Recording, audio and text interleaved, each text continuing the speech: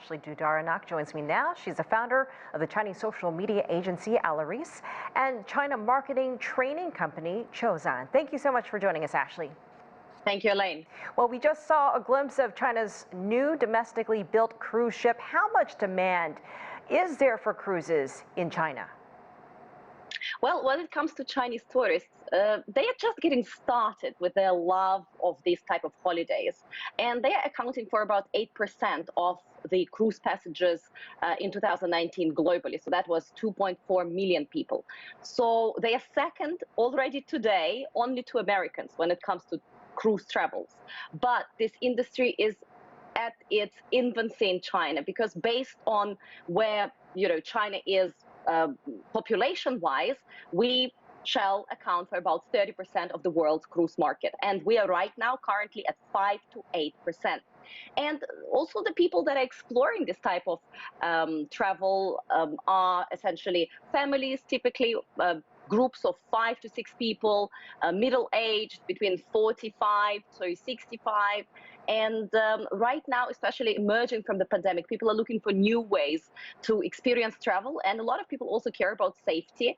And it is safe to be on a cruise ship. Generally speaking, there's a lot of entertainment, and of course, the language barrier doesn't exist. So we believe that this industry, again, is in its infancy right now at 5 to 8% of global market, but it will definitely go forward and rise. And some predict that by 2035, for example, it will be a industry of 550 billion yuan in economic output to China's economy by 2035 when it comes to cruise ships. And by 2027, many anticipate that Chinese travelers will amount to 3.5 million essentially cruise ship users. So it's a growing industry. Well, I want to circle back to this target audience that you mentioned here. You explained a wide range, but are we looking primarily at this growing middle class? Is that the target audience? And tell us more about the appeal and the potential routes that we could see. The appeal is, right now, a lot of international traveling is still difficult from mainland China, even though the recent survey conducted just a month ago said that about 40% of people that used to travel abroad are interested in traveling abroad again. But it is difficult because international flights from mainland China are very much reduced, and a lot of mainland Chinese travelers travel from Hong Kong to their international destinations. Domestic tourists have recovered much, much faster. We are already at and beyond the pre-pandemic levels of 2019. But when it comes to international travel, it's definitely a lot slower.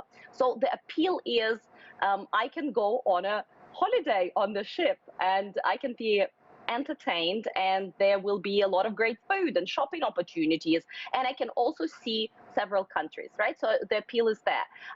Also, I can choose a very specific time frame, be it 5 days or 10 days, so it will not overrun. Yeah, I will not meet any problems. My flights are not going to be cancelled. So the complexity is kind of taken away from the equation. And indeed, it is the growing middle class that is pushing it.